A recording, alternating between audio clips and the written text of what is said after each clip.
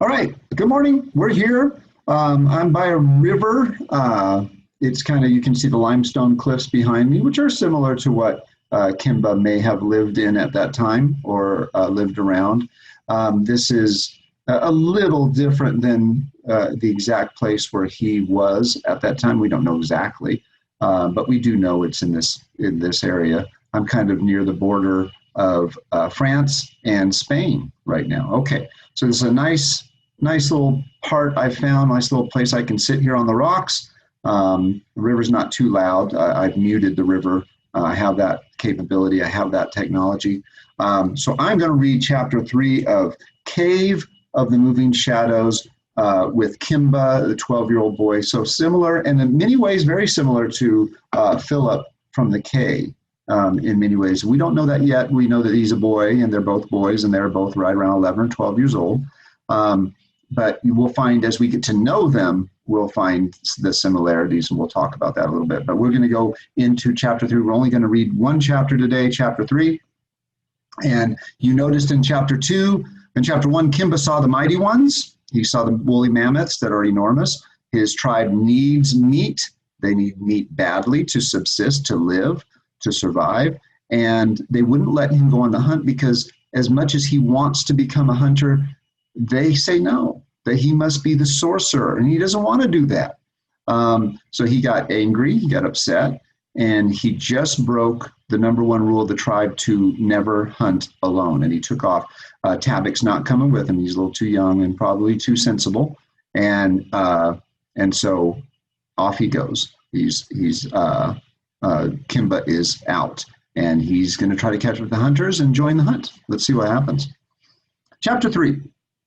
The land where the tribe lived was plateau country. You saw that yesterday when I was hang gliding. You saw the plateaus all around there. And there's plateaus here, even behind me. That's a limestone cliff. That is roughly a plateau also. It's kind of flat on the top.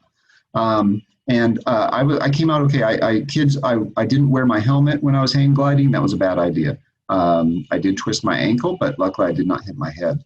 I should have worn my helmet.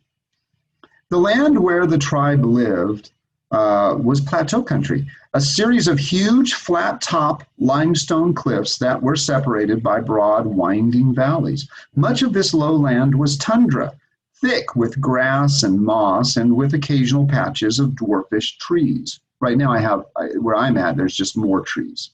So I'm a little closer to the Forbidden Mountains. The ground was wet from the melting of the snows. In places, the earth seemed to suck at Kimba's feet, slowing him. Had the hunters found the mighty one yet? Were they even now stalking it?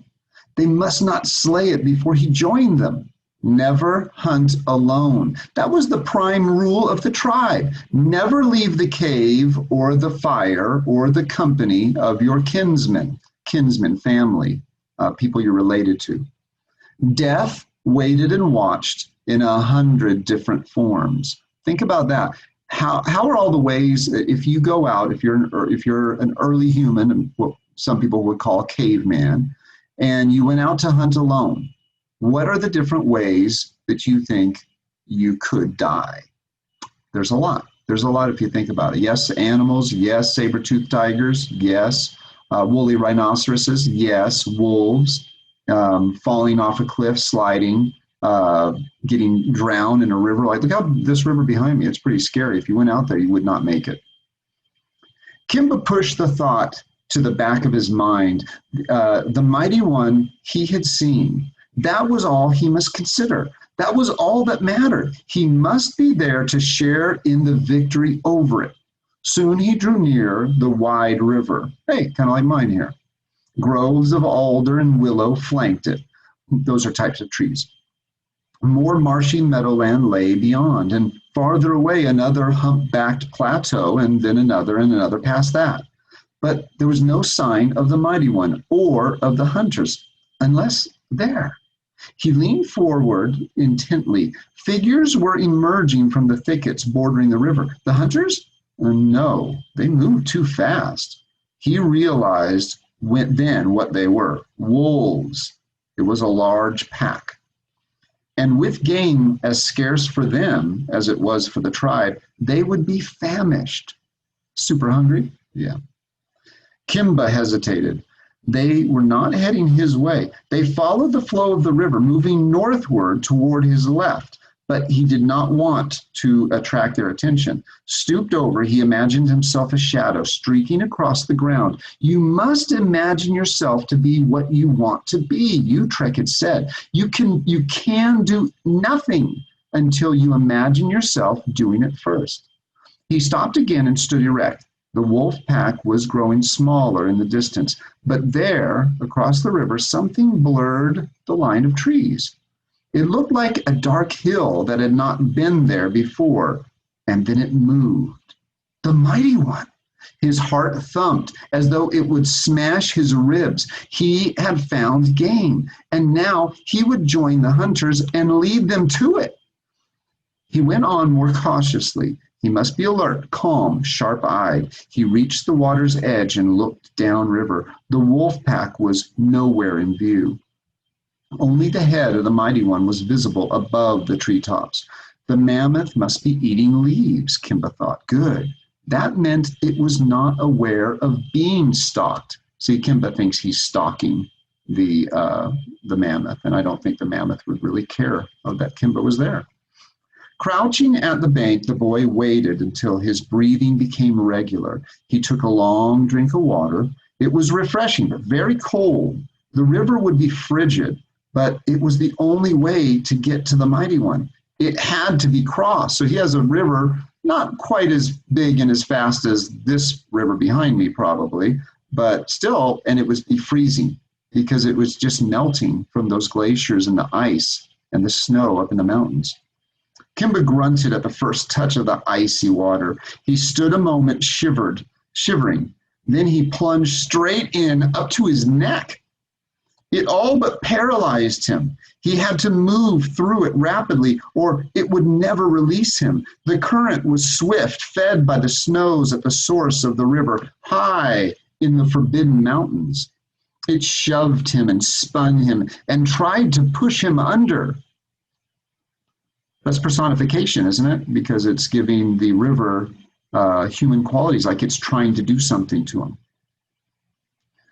He could take only tiny, laborious steps. He knew the hunters must have forded the river in a shallower place. Forded means to cross a river.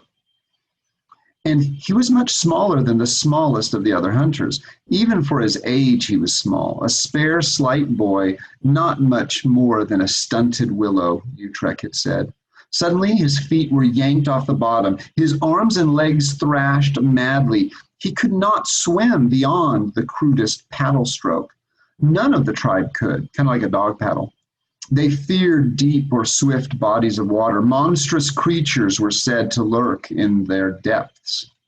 Water gushed into Kimba's mouth, and he felt himself choking. He pawed and kicked harder. His hand loosened on the spear. No, he commanded. Hold on to the spear. It would be necessary when he joined the hunt for the mighty one. He must not let go. And then his feet touched solid bottom again. His legs buckled, but he forced them forward 2 steps, 3 steps, while the current tried to pluck him back. And he was on the far bank. Coughing out the water in his lungs, he threw himself down on the grass. He was gratefully aware of the sun warming and drying his skin. For a long while, his limbs seemed unable to move. He couldn't even move his arms or legs. They looked to him like branches washed ashore, as though he had no control over them. But one thought resounded in his mind. This was his first real hunt. He had found the mighty one. He must not let it escape him now. The hunters would still be searching. Now, when he led them to it, they would have to permit him to participate in the kill. Gingerly, he sat up. With the spear, he pushed himself to his feet.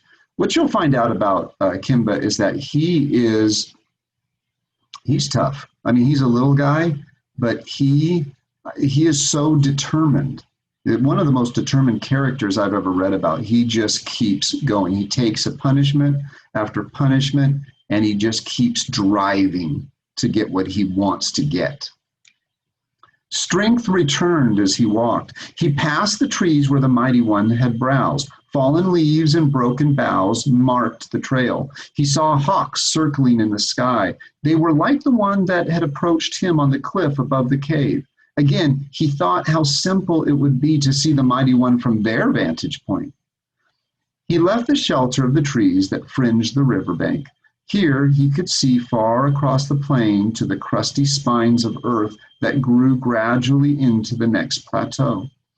It was not a high cliff, but it was very long, with snake-like ribbons of rock extending along the length of the base.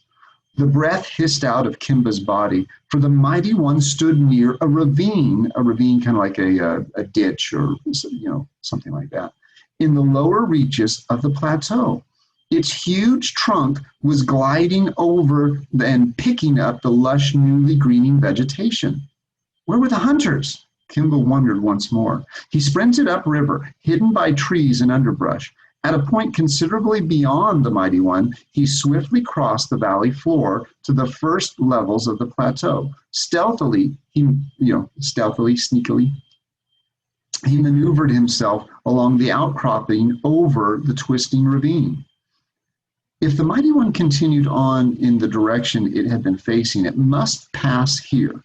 Yes, one slow clumping foot at a time. The mammoth was moving along the floor of the ravine. So there are slopes on either side of it, and it's walking right down the ravine.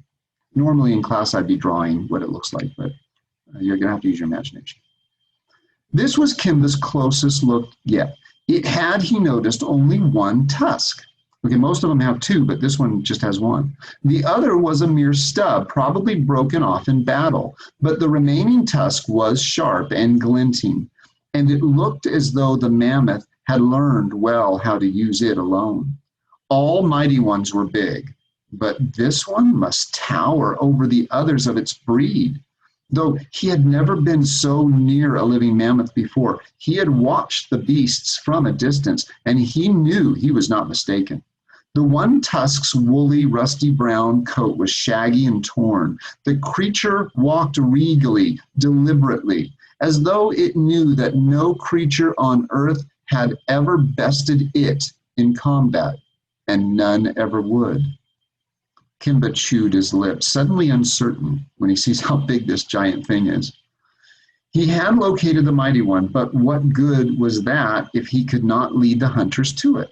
And all of the hunters would be needed to slay a beast of such size. So he's thinking, what am I going to do? I'm just a little boy with a spear, and there's this big giant thing. A big giant woolly mammoth. The tribe seldom even hunted the mighty ones. The risks were too great. They'd rather hunt other things instead of them. Only when meat was scarce, meaning they don't have any meat, would they attempt it. When they did, it was all of them pitted against one mammoth. Should he call out? He asked himself. Perhaps the hunters were not far away. But he might cause the mighty one to flee, run away. In a matter of moments, the mighty one would pass him, go on its way, and the tribe would remain hungry. He must do something, and at once. A thought came to him, so stunning that it was almost like a blow, meaning like a punch. No hunter could face a mammoth alone in open battle, but one small hunter, could trick a mighty one. The very boldness of the idea shook him, but it also sent a surge of excitement and anticipation through him. Yes, it could be done by trickery. Did he not have the power? Utrecht assured him he did. No other hunter did. Could not the power accomplish as much as a score of hunters? Yes. His eyes flew over the terrain. Yes, there was a way. The ravine sank abruptly at a point where a small gorge hacked into it. The drop-off was twice the height of the mighty one's body. If the beast fell, it might well be killed. So let's see what he's going to do. Kimba could not drive the mighty one toward this drop-off, but he could lure it. A mammoth would not normally attack a hunter. It was not a flesh eater and knew enough to avoid these dangerous two-legged creatures. But the mighty ones were short-tempered. Easily angered. He could play on this weakness. I do like how they say that being short-tempered is a weakness, because it is in woolly mammoths, animals, and people. Being short-tempered is a weakness. So if you're short-tempered, see if you can fix that. There was a thin shelf of rock just below the edge of the drop-off. If the mighty one pursued him, followed him, chased him, Kimba could jump to this perch. The mammoth then would hurtle down. Okay, he's going to try to get him to chase him. And then he's going to hide and jump down the cliff to the little part, and then the mammoth will go over the big part and die when he fell. Okay, we'll see if that works. But he must be quick. Now, Kimba told himself before there was time for fright. The boy rubbed his hand over the wolf tooth he wore on a sinew around his neck. Utrecht had given it to him 6 summers before when he had become apprenticed to the sorcerer. It is powerful, Utrecht had told him. It will bring triumph. Let it be so, Kimba breathed to himself. He rose and ran forward, straight at the mighty one. The mammoth halted and lifted its trunk, almost as if not sure for a moment what to make of the tiny figure scurrying toward it. He's like, what's that little thing? Then it bellowed, a sound that bounced and re-echoed off the walls of the ravine and of the plateau above. Kimba shouted as he ran, a small ragged yelp. The mighty one's eyes, he saw, were red-rimmed and blazing with fury, the anger, the short-tempered. The boy stopped and raised his spear as if to hurl it. The mighty one started forward, bellowing again. Kimba whirled and ran, so he just took off. The rapid pounding of the mammoth's feet was like thunder. Its frightful trumpeting seemed to explode only a few steps behind him. Too close. He had come too close, he told himself. He should have turned and run sooner. The precipice was too far. Oh, he's going to get crushed to death. In his mind, he could see that long, sweeping tusk right behind him now. Sobbing for breath, he made a final, desperate effort. The drop-off lay before him. One quick glance to find the toehold, and he leaped. His feet slipped, then steadied. He was safe on the outcropping. He hugged the side of the precipice, so now he's pushed up against the cliff, just kind of hiding there, waiting for the mammoth to fall over his head and down that little cliff there. His feet slipped and then steadied. He was safe on the outcropping. He hugged the side of the precipice, not looking up, not daring to watch the enormous body that would suddenly blot out the sky above him and then come crashing down. He held his breath, but the heavy tattoo of the mammoth's gallop had stopped. He heard another bellow directly above him. The mighty one's trunk, like a deadly snake, slithered down. It probed and groped, feeling the cracks and knobs of the precipice, searching for Kimba. He squeezed closer to the rocky wall. The one tusk had eluded his trap. Its hairy trunk swung furiously to and fro. The 2 rough lips at the tip of the trunk fiercely gyrated and snuffled, brushing his leg. Kimba imagined himself a tiny lizard, so tiny that the sensitive antenna would bypass him. His chest hurt from the agony of holding his breath. He was tiny, he commanded himself, so small that he was all but invisible. Tiny! You'll notice he uses his imagination and his brain a lot to try to solve these problems. There was a last disdainful trumpeting, and then the slow, heavy tread began again. The one tusk was leaving. Kimba took a deep swallow of air. He stood on tiptoe and peered up into the ravine. The mammoth was retreating back the way it had come. Kimba pulled himself over the ledge, but as the one tusk disappeared, a figure came sliding down one side of the ravine. The boy knew the outline, the gait, even before he recognized the face. It was Rab. And instantly, Kimba knew what had happened. Rab and the other hunters had been hiding just beyond him on both sides of the ravine. They had intended to roll boulders down upon the one tusk as it passed. They must have planned the ambush carefully. Meat for the tribe depended on. This is life or death. The tribe needs the meat. There's no time for messing around. The tribe depended on it. And now the mighty one was heading the other way.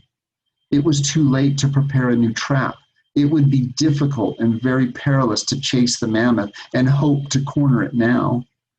As Rab approached, Kimba could see his face.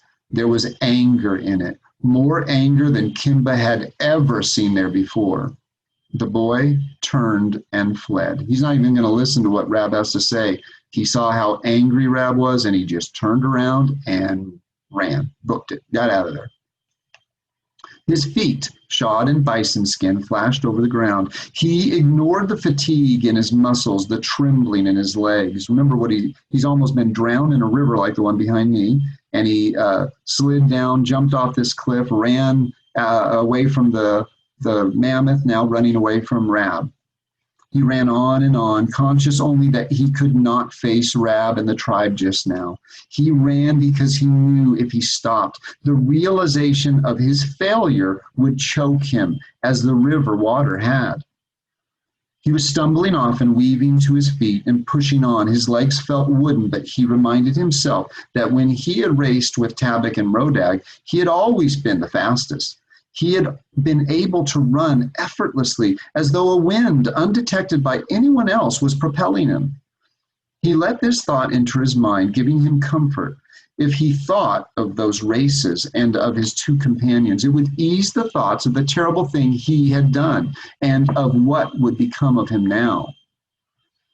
It had pleased him particularly, he remembered, to defeat Rodag.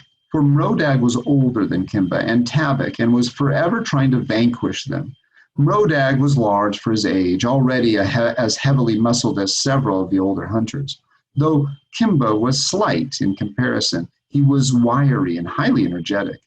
It was never hard to outrun Rodag. Then there would be a look in his face that Kimba could remember vividly, a look of anger and of fear. It was a look that said, "You won, but it does not matter because you are not of us. You are different." Remember, he's from a different tribe. When Rodag had become a hunter, Tabak had been grateful because they would no longer have to put up with him in their day-to-day activities. But Kimba had only said, if Rodag can be a hunter, I can be a hunter. The memory stung Kimba now. Had he destroyed forever his opportunity to be a hunter? He was barely able to remain on his feet, and he did not know how far he had come. There were still steep, blocky limestone tablelands all about him, but they were unfamiliar to him. Here the grassy plains were dotted with clusters of trees. Branches fluttered in a dell ahead of him. It was only some breeze, he thought, even though he could feel no wind. But the branches moved once more, and he saw what they were, the towering palm-like antlers of a brown fallow deer. The boy shook his head to clear it. A fallow deer. He might yet bring meat back to the tribe. It would not compare with the mighty one. It would mean little more than one meal for all, but it would at least atone to some degree for what he had done. Remember, that mistake that he did could cost the tribe their lives. If they don't get meat, they can die from that malnourishment, from not having the meat that they need to live. The stag's head lifted, its nostrils were twitching. It had caught his scent. Kimba flung himself forward as the deer bunched its muscles and jumped, easily clearing a deep crevice. Kimba rushed up a moment later. The crevice was wide, but the game must not elude him this time. He jumped, missed the far edge, and clawed wildly for an instant. The spear flew out of his hands, and he slid to the bottom of the crevice. Bruised, he rushed from one wall to another. This poor kid gets beat up, I tell you. He's falling down cliffs, falling in holes, can't get, almost drowns in a river. All were too high and steep. The crevice was a natural trap. There were bones scattered around its floor. Many small animals had fallen in and never gotten out. Kimba slumped down. He must rest. He must think. It occurred to him that the mighty one he had stalked today had not been clumsy enough to topple into such a trap, but now he, the hunter, had. A rumble jerked him upright, a low throbbing growl. A saber tooth, limped slightly, paced along the edge of the crevice. So there is a limping saber tooth walking at the top of the crevice. Don't let my hand disappear. Walking at the lip of this crevice, and Kimba's down at the bottom of it. If this saber-tooth decides to jump in to eat him, well, then that's that. All right. And there would be no chapter 5. Okay, but anyway, let's have chapter 4 tomorrow. Thank you, guys. It is really almost my lunch here, and I need to hike out of this. I have a long trail to hike out. So you guys have a great day. It's always nice to see you here. Take care of yourselves. I'll see you tomorrow in chapter 4, and we'll figure out how Kimba is going to get out of this predicament. Sabertooth, you know, the ones with the big giant teeth, the sabertooth. Okay, Smilodon is the scientific name, I think. All right, guys, we'll see you later. Bye-bye.